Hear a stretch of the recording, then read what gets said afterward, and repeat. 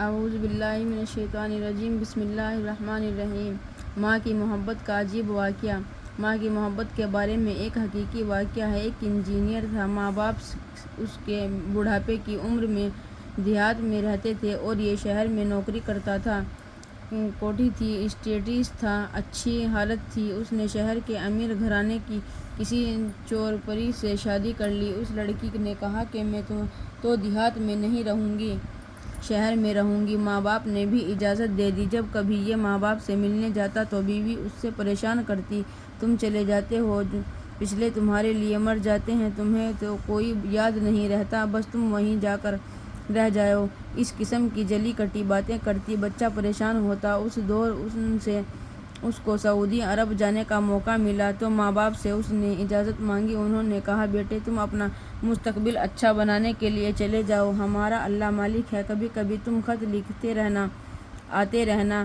اس نے وعدہ تو سارے کر لیے، لیکن جب سعودی عرب گیا تو وہاں کی نعمتوں والی زندگی میں جا کر مشغول ہو گیا۔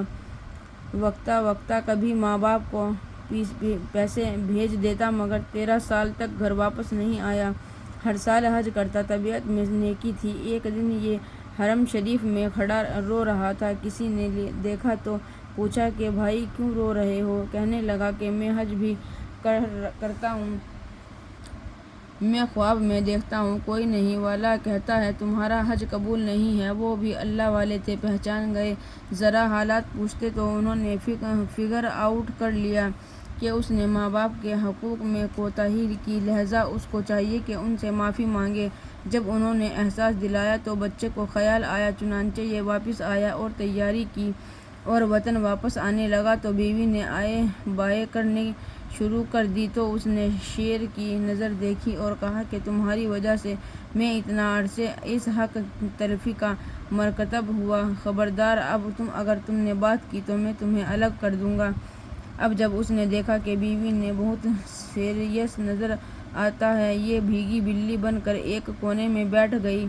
بچہ گھر آیا، جب اپنی بستی میں پہنچا اب اس کے دل میں خیال آ رہا تھا کہ پتہ نہیں 13 سال سے میرا کوئی رابطہ نہیں، فون اس زمانے میں یہاں تو میں ہوتے نہیں تھے، اور خط بھی کبھی کبھی شروع میں لکھتے تھے اور بعد میں خط کا بھی سلسلہ نہ رہا کہ پتہ نہیں میرے ماں باپ کس حال میں ہیں۔ ایک 10-12 سال کے بچے سے اس نے پوچھا کہ فلاں بوڑھے بوڑھیا کا کیا حال ہے؟ اس نے کہا، جی بڑے میاں تو فوت ہو گئے، اور بوڑھی ہے اس کو بھی فالج ہوا اور وہ بھی مرنے کے قریب ہے، اور ان کا بیٹا ہے، سنا ہے کہ سعودی عرب رہتا ہے، پتہ نہیں کیسا منحوس ہے۔ اس نے کبھی ماں باپ کا خیال ہی نہیں کیا۔ اس بچے کو کیا پتہ وہ اسی آدمی سے بات کر رہا ہے۔ اب اس کے دل کو اور تکلیف ہوئی۔ اب یہ سوچنے لگا، میں جاؤں گا، میری امی تو مجھ سے بات ہی نہیں کرے گی، میں امی کو پاؤں پکڑ کر مناؤں گا، میں ہاتھ جوڑ کر مناؤں گا، میں یوں کروں گا۔ ساری پلاننگ کر رہا کہ جب یہ گھر پہنچا، دروازہ دیکھا تو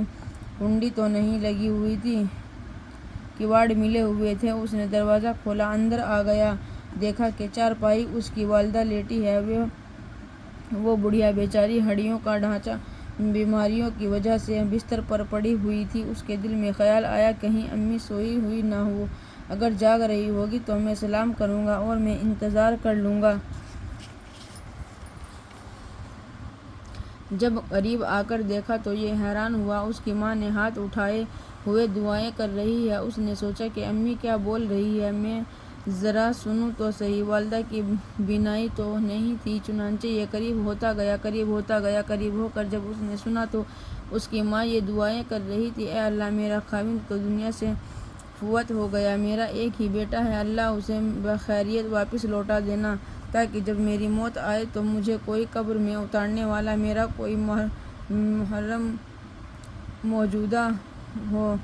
لگائے کہ بیٹا سوچ رہا ہے امی مجھ سے بات ہی نہیں کرے گی، اور ماں کی محبت کا یہ حال کہ اس بڑھاپے میں بھی دعائیں مانگ رہی ہے، اللہ میرے بیٹے کو بخیریت واپس لانا، کہ اگر میری موت آ جائے تو مجھے بھی کوئی قبر میں اتارنے والا، میرا کوئی محرم ہو۔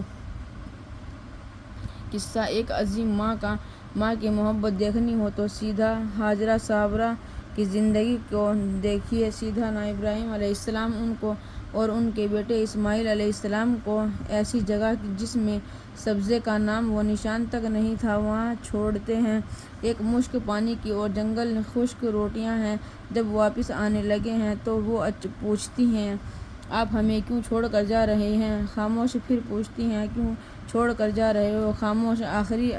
آخر نبی علیہ السلام کی صحبت یافتہ تھی، محرم راز تھی، پہچان گئی۔ تیسری مرتبہ سوال کرتی ہیں کیا آپ ہمیں اللہ تعالیٰ کے حکم سے چھوڑ کر جا رہے ہیں؟ تو انہوں نے فرمایا اشارے میں ہاں میں اللہ کے حکم سے چھوڑ کر جا رہا ہوں۔ تو ہاجرہ صابرہ آگے کہتی ہیں کہ اچھا پھر اللہ تعالیٰ ہمیں ضائع نہیں کرے گا۔ اس اللہ کی بندی کا ایمان دیکھیے، ان کا یقین دیکھیے۔ اللہ ایسا ایمان اور یقین ہماری بیویوں کو بھی عطا فرمائے، ہماری بیٹیوں کو بھی عطا فرمائے۔ ایسا اللہ نے ان کو یقین دیا۔ اب خاوند تو چلے گئے، کوئی اور انسان وہاں قریب میں نہیں، پانی کا نام و نشان قریب میں نہیں۔ جدھر دیکھو خشک پہاڑ انسان کا منہ چڑھاتے نظر آتے ہیں۔ ایک مشک پانی کی کہاں تک چلتی، چند روٹی کے ٹکڑے کتنے دن چلتے۔ ایک وقت آیا کہ پانی ختم ہو گیا، بچے کو پانی کی طلب تھی، وہ رونے لگا۔ اب ماں تڑپ اٹھی، اسے یہ محسوس ہونے لگا کہ نہ میرے سینے میں دودھ اتنا کہ بچے کو پلا سکوں، نہ پانی کے بچے کے منہ میں ڈال سکوں، میرے بیٹے کا کیا بنے گا؟ اب اس ماں نے پریشان ہو کر اپنے بچے کو ایک چٹان کے سائے میں لٹا دیا اور خود پانی کی تلاش میں نکل پڑی۔ اب اللہ کی اس بندی کی ایک نظر بیٹے پر ہے اور ایک نظر پانی پر ہے، بلکہ یوں کہنا چاہیے کہ دل بیٹے کی طرف متوجہ ہے اور آنکھ پانی کی طرف متوجہ ہے، لہذا یہ پہاڑی کے اس سرے سے بھاگتی ہے اور دوسرے سرے تک چلی جاتی ہے، کبھی ادھر جاتی ہے کبھی ادھر جاتی ہے۔ اس پریشان حال ماں کی محبت کی یہ کیفیت میرے مولا کو اتنی پسند آئی کہ اللہ رب العزت نے اس ماں کے اس عمل کی یادگار قیامت تک جاری فرما دی اور اس عمل کو آنے والوں کے لیے حج کی سعی کا عمل بنا دیا۔ اندازہ تو لگائیے کہ ماں اللہ کے یہاں کیا رتبہ ہے۔ چنانچہ جب بچے کے قریب آئی تو اس نے کیا دیکھا کہ جب ماں کی یہ دعائیں تھیں اور دل کی تمنا تھی اور کیفیت تھی، بے قراری تھی، اللہ نے اس معصوم بچے کے پاؤں کے ذریعے سے اس چٹانوں کے اندر سے پانی نکال دیا۔ بی بی ہاجرہ صابرہ آتی ہیں اور اس کے گرد پھر پتھر رکھ کر اس زمزم کہتی ہیں، ٹھہر جاتی ہیں، جا پانی آ گیا۔ اور یہ پانی کیا تھا؟ آب شیریں تھا، بلکہ میں تو یوں کہوں